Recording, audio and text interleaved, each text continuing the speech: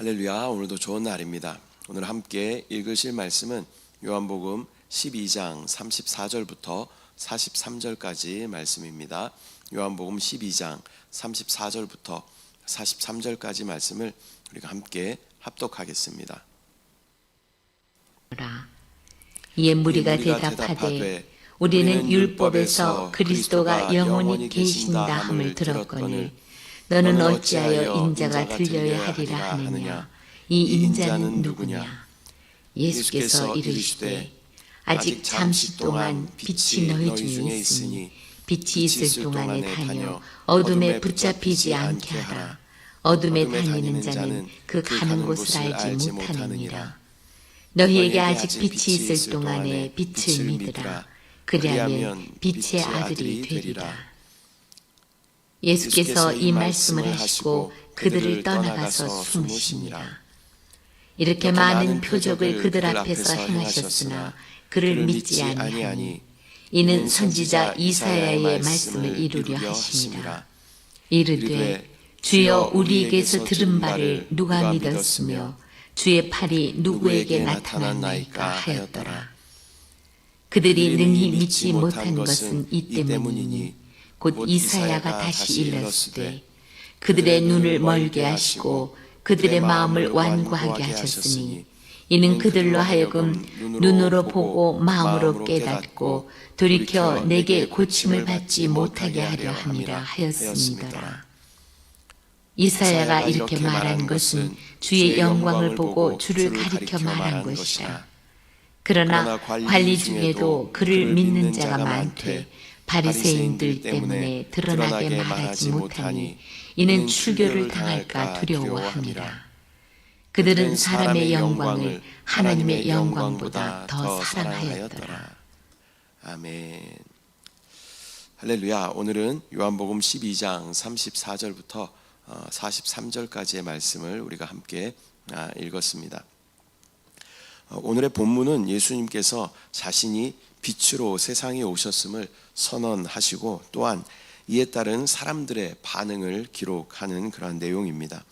오늘 본문을 통해서 예수님은 예수님의 사명이 무엇인지 분명히 말씀하시며 또 그 사명에 대한 사람들의 믿음과 또 불신 또 그리고 그 이유에 대해서 말씀하고 있습니다. 오늘 본문을 통해 우리는 빛이신 예수 그리스도께서 주시는 그 빛을 우리 가운데 받아들이고 또 믿음으로 걸어가는 삶을 결단해야 할 줄 믿습니다. 34절 말씀을 보면 이에 무리가 대답하되 우리는 율법에서 그리스도가 영원히 계신다 함을 들었거늘 너는 어찌하여 인자가 들려야 하리라 하느냐. 이 인자는 누구냐. 34절에 우리는 율법에서 그리스도가 영원히 계시다고 들었거늘 이라고 기록합니다. 군중은 메시아가 영원히 통치할 것이라는 그 전통적인 유대인들의 그러한 이해를 가지고 있었습니다. 그러나 예수님이 인자가 들리리라 라고 말씀하심으로 십자가의 죽음을 암시하신 것에 대해서는 사람들은 의문을 제기하고 있습니다. 그들은 메시아의 고난과 죽음이라는 개념을 받아들일 준비가 전혀 되어 있지 않은 것입니다. 그들이 믿는 것은 구약의 말씀, 율법의 말씀을 믿는 것이죠. 그러나 이사야의 말씀에 보면 주님이 오신다라는 것을 기록하고 있고 또 주님께서 질고를 지시고 십자가에 주님께서 죽으실 것을 또 말씀하고 있는 것입니다. 그러나 그들은 온전한 또 성경에 대한 이해가 부족한 것을 우리는 볼 수 있는 것입니다. 35절 말씀을 보면 예수께서 이르시되 아직 잠시 동안 빛이 너희 중에 있으니 빛이 있을 동안에 다녀 어둠에 붙잡히지 않게 하라. 어둠에 다니는 자는 그 가는 곳을 알지 못하느니라. 예수님은 빛이 있을 동안에 다니라 라고 말씀하십니다. 빛은 예수님 자신과 또 하나님의 계시를 또 말씀을 통한 계시를 우리 가운데 보여주는 것입니다. 계시는 어떤 의미냐면 커튼이 젖혀지다 그런 의미를 가지고 있는 것입니다. 그래서 그 안에 어떠한 것을 알지 못했지만 이 커튼이 젖혀질 때 그 안에 있는 것을 우리가 볼 수 있는 것처럼 계시라는 것은 빛이 임했을 때 어둠에 있었던 사람들이 그 빛을 통해서 많은 것을 볼 수 있고 깨닫게 되는 것을 의미하는 줄 믿습니다. 예수님께서는 빛이신 자신과 함께 있을 동안 믿음으로 행할 것을 요구하고 계시는 것입니다. 36절에 너희에게 아직 빛이 있을 동안에 빛을 믿으라. 그리하면 빛의 아들이 되리라. 예수께서 이 말씀을 하시고 그들을 떠나가사 숨으시니라. 빛이 있을 동안에 빛을 믿으라 라고 말씀하십니다. 그리고 예수님은 예수님을 믿는 또 따르는 자들은 빛의 아들이 된다라고 말씀하십니다. 이는 하나님의 자녀로서 또 생명과 진리 안에서 사는 삶을 의미하는 것입니다. 예수 그리스도가 빛이시죠. 그 빛이신 그분을 통해서 우리는 어두움을 밝힐 수 있게 되는 것입니다. 또한 빛을 통해서 빛이신 예수 그리스도, 생명이신 예수 그리스도가 우리 안에 오심으로 말미암아 우리는 하나님의 아들이 되게 되는 줄 믿습니다. 오늘날에도 빛이 있을 동안에 예수님을 믿고 따르는 것이 중요합니다.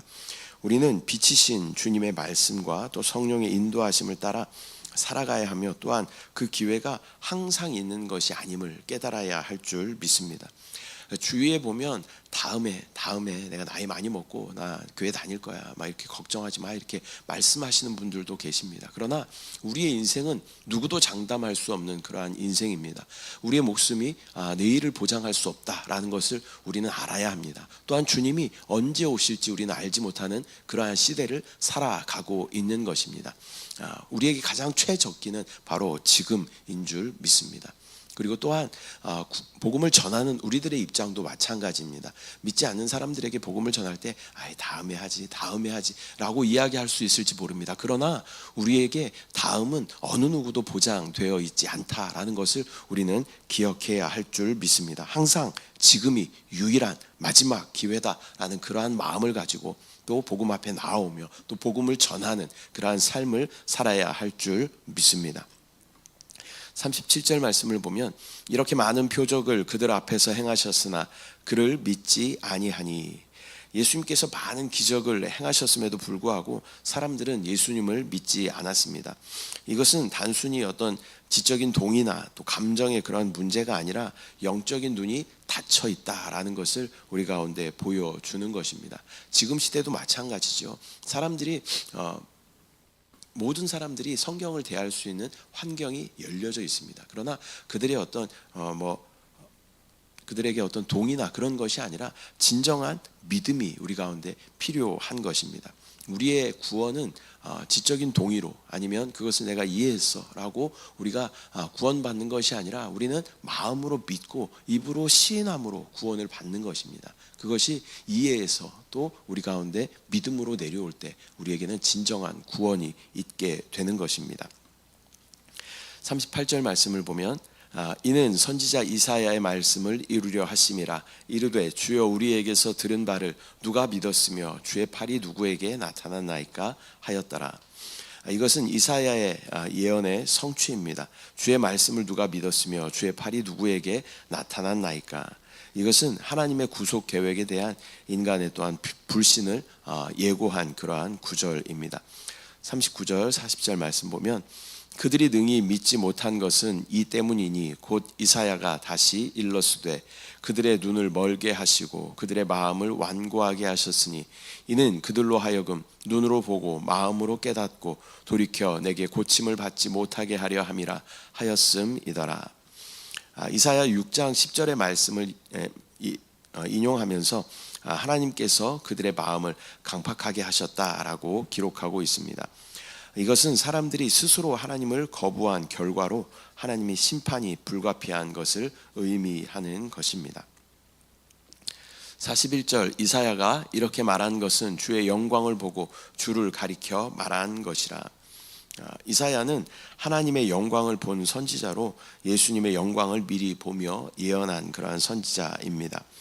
우리도 믿음과 불신의 그러한 갈림길에 서 있을 때가 있습니다. 하나님의 말씀과 또 성령의 역사에 민감하게 반응하며 우리의 마음이 강팍해지지 않도록 주의해야 할 줄 믿습니다.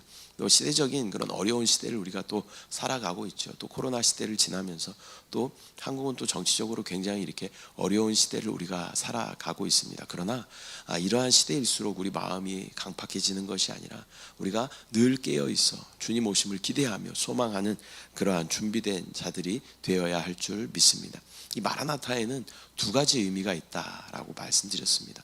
첫 번째 마라나타는 주여 이 시대가 너무 살기 진짜 짜증나는 그러한 시대입니다. 주여 저 꼴보기 싫은 인간들 좀 다 쓸어버려 주십시오.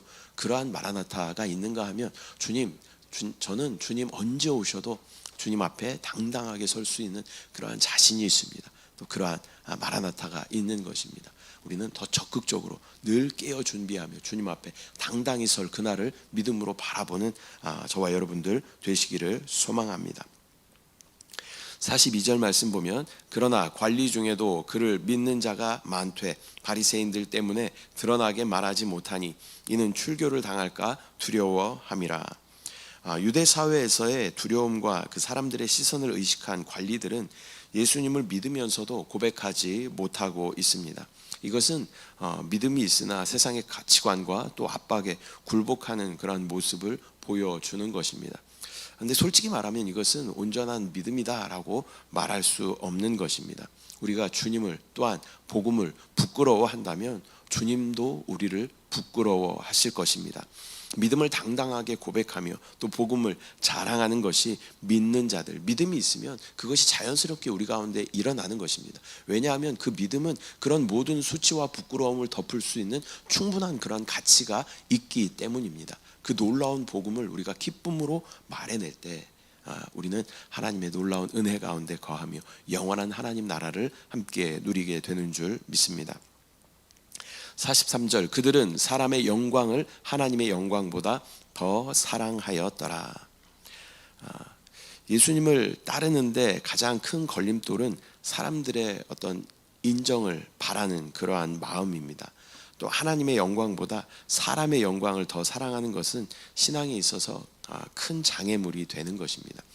사람들의 인정을 받기 원한다라는 것은 여전히 내가 소중한 그런 것이죠.